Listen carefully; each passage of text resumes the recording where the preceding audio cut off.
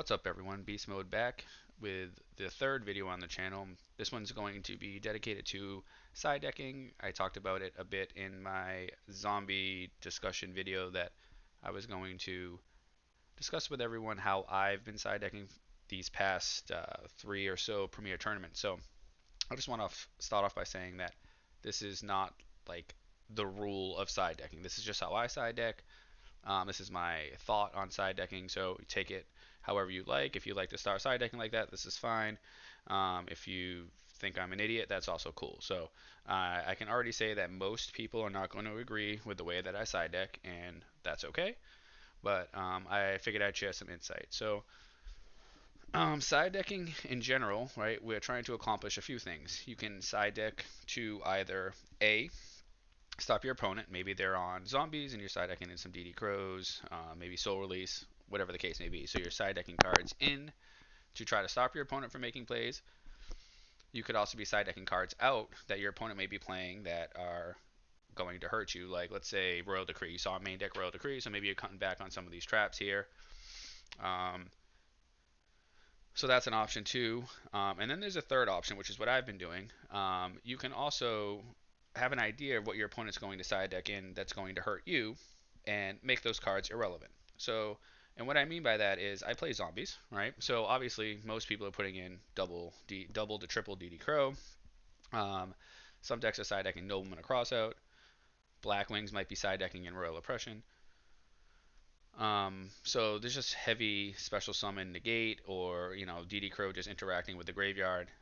So my approach was I sat there and said, self, how am I going to be able to play game 2 and 3? Because this deck is combo oriented. So a timed DD Crow on a Book of Life play can just end the game right then and there. So this kind of started after during RBET4 when I picked up zombies. I knew that I was very inexperienced with the deck and that I was going to miss combos, and I needed some type of advantage going into game 2 and 3. So I thought to myself, how can I kind of even the playing field? So what I would do is, knowing that my opponent's going to put in DD Crow and knowing that they're going to put in maybe soul releases and all that, I would take out Book of Life, Call, Foolish, Burial.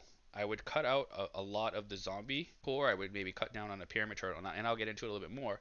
And I would side deck in these more the beaters like the Sirocco's, the Smashes, the D prisons. So I'd almost play the deck like a zombie control beatdown, really, with no, you did have the access to the explosive plays, but kind of when they went to the graveyard, it was done. Because my thought was my opponent's going to sit there and have 2 or 3 DD Crows in their hand waiting for me to play a Book of Life that's just never going to happen. So, and obviously side decking in general, even if I side deck in, DD Crows, or if I'm the one side decking DD Crows and Nobleman, like your deck already is not as good as it was game one, right? Because you're pulling out a lot of the key cards in your deck that you feel comfortable with. So the same idea with my opponent. They're putting in these cards here, and their deck is becoming inferior than it was initially. And my deck is as well because I'm pulling out a lot of the key combos, but their cards are going to be more dead than mine. That was my thought process. So what I'm saying is maybe in let's say the Blackwing matchup, game two. Let's just say I won game one. Luckily, we can say that. So game two, Trap Dust Shoot typically should come out. Like, I know there's certain matchups where it's still decent, and some people keep it in game two. But if you're not going first, I feel like this card should just come out. It's dead after after turn one. It just loses kind of its value. I think that card should just come out. So maybe against Black Wings we take out a Dust Shoot. We're gonna cut the Book of Life. You can maybe even keep one in if you want, but it comes with risk because if they DD Crow at that time, it's kind of no good.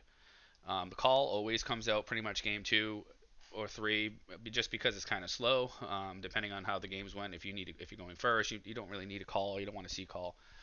Um, so we would have those four right there. Foolish, one of those cards that if you're not doing the whole Book of Life play, I just don't think you need it. So you can take that out.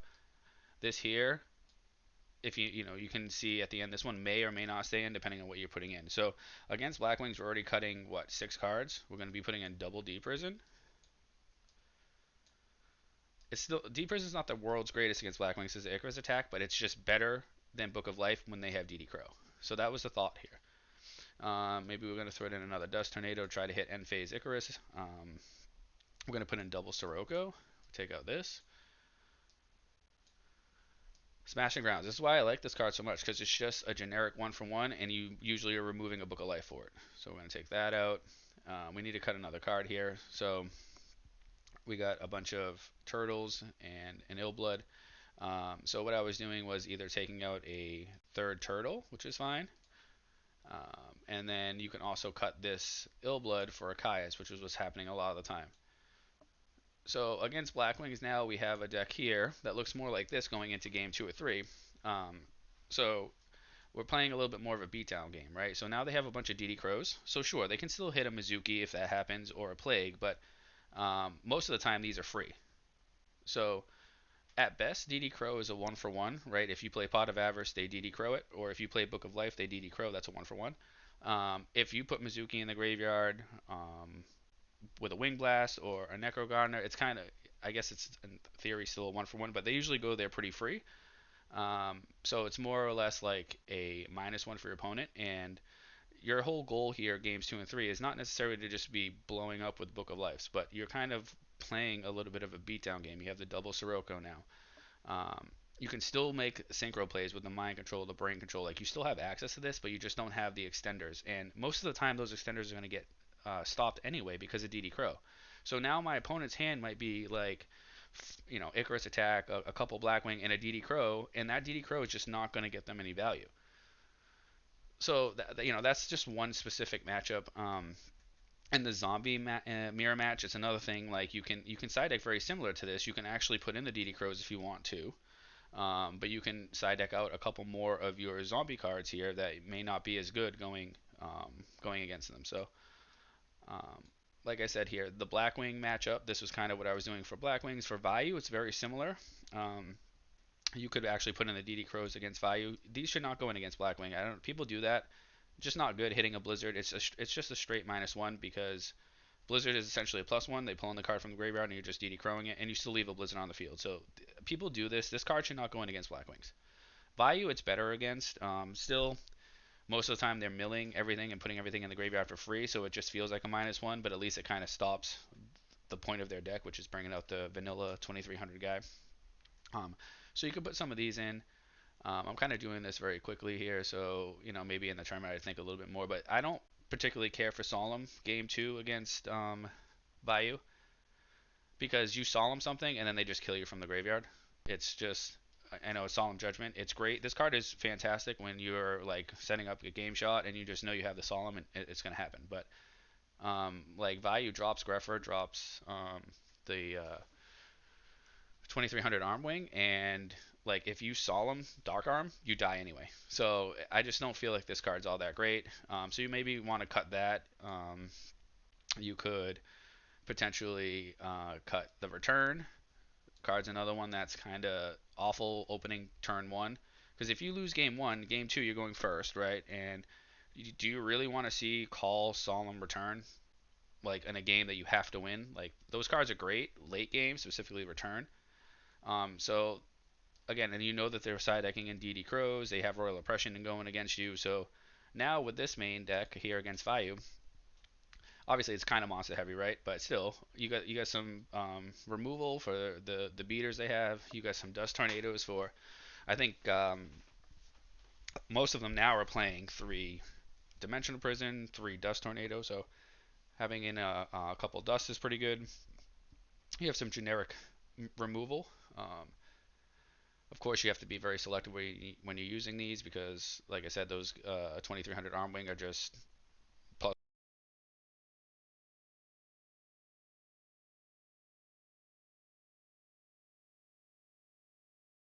Excuse me, I was just coughing. A little under the weather, but so this would be more of a main deck maybe for Vayu. Let's see here. We can talk about Lightsworn. So this is the rulers list. Unfortunately, I didn't have a lot in the sideboard for Lightsworn. I just didn't think I'd play a lot, and I ended up losing to the Christia Sworn deck in top 8. I did beat one in round 1. I did beat a Lightsworn deck, so most of it was just like luck beating them anyway. But so sometimes against the Lightsworn deck, you can you gotta play a little bit different against them because a lot of these spells removal are kind of dead, like the dust tornadoes and the heavies. So against them, I was side decking in cyber dragons. Um, a lot of these here are not that great because they Lylar it, but it's just like you look at your side deck and your main deck and you're like, which cards are just like completely dead, and oftentimes it's the dust and the MST and the heavy. But the problem is you don't want to take all of that out because some of them are side decking in Royal Oppression. So it's kind of like, are they putting in Royal Oppression or not? Because if they don't have them in, then these cards are dead. It's kind of like a mind game. DD Crows are okay against Lightsworn, timed if they're playing like a Monster Reincarnation or a timed Lumina or something, but they're kind of lackluster. Soul Release is decent against them, slow, so you kind of have to. I think I held this card a little too long against Mumix, I believe is the name. Christius won in top 8. I think I should have played the turn before, and then like they Beckoning Light and just killed me. So something against this, you might want to not put in the dust tornadoes. Oh, I just lost a dust. Let's put this back in here. Um, let's see here. Wing Blast isn't terrible. You can kind of at least respond with it. I like the smashing grounds for like the judgment plays. If you don't die, you have the judgment. You can just smash it and get rid of it. What else is kind of terrible against Lysworn? I'm just trying to do this really quick while recording, so I'm not putting as much thought as I could. Maybe take one of these out. So you could kind of play something like this, or maybe cut back on a monster or two that you don't need in here. Um, you don't really need the third Sirocco. Um, so essentially what I really want to do with this video is just show players a different perspective of side decking. So essentially, and again, you can play around with this and do this yourself. I'm trying to record and I'm doing it quickly, but I will show some matches. I'm hoping to do some streaming on YouTube Friday nights or something. If I can get enough subscribers, I figured about 100 would probably be worth it. So if I put out a notification that I'm going live, that I could probably get maybe 4 or 5 people to show up and actually kind of engage and do that. But um, it's crazy side decking out a lot of your core, but it just, if you think about it, your opponent is side decking in cards to try to beat the core. So it makes sense, and it has been working. Now the thought process is, well, I just made this video so people kind of know how I side deck, but the reality is I can switch this up at any given time, and if they're not putting in DD Crows against me and I leave my main deck as zombies, well, then I just get to play my deck at full strength. So you can, it's kind of like the whole Vayu, Lightsworn, Smokescreen, because you never know what they're actually going to put in against you, right? Is it Lightsworn game 2? Is it going to be Vayu game 2 or 3? And this is even more stealth because people like have no idea that you're removing Book of Life calls, taking out Pyramid Turtles, and I think there was a game in RBT4 I had Mizuki cut out of it. It was like I was doing crazy, crazy stuff.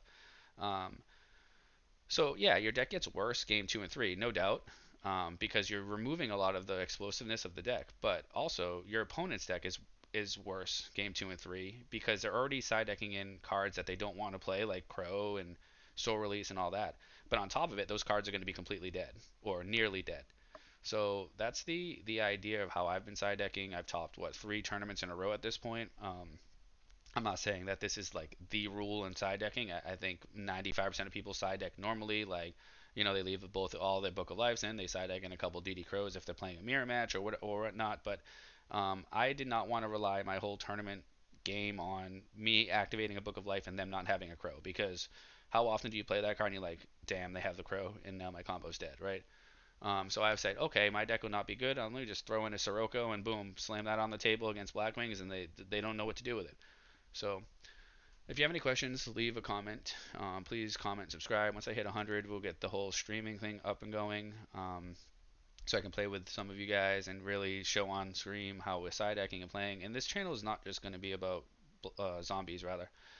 It's the deck that I've been playing with right now, but the next RBET season's coming up, so we'll see what I'm on in the next tournament. But I like to play the meta decks. I switch between some of them. I'm definitely not as good on Diva Hero or Vayu as I am on zombies, so this is what I'm focusing on right now. But the next video I post will probably be some games, me playing. I can sit here and play and post a million random games, but the reality is playing people randomly online, I win, I don't know, 70 or 80% of those games. So I would like to see if maybe we can get some streaming up and play with some of you guys and answer questions. So please like, subscribe, and I'll see you in the next one.